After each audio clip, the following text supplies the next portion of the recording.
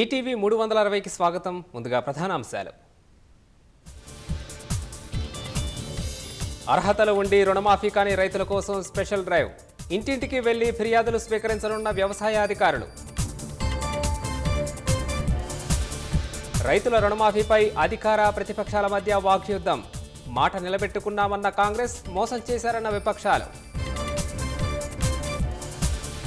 Future city అభివృద్ధి ప్రణాళికపై ముఖ్యమంత్రి సమావేశం. రహదారి అనుసంధానంపై ఉన్నతాధికారులతో సమీక్ష. రాష్ట్రంలో క్రీడా విశ్వవిద్యాలయం ఏర్పాటుకు ప్రభుత్వం నిర్ణయం.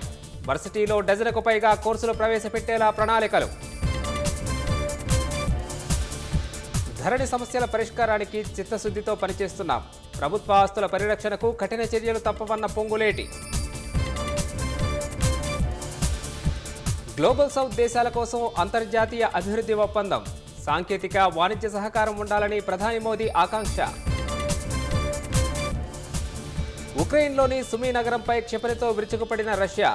ఏరియల్ బాంబు ప్రయోగంతో 2 మృతి, భారీగా ఆస్తి నష్టం.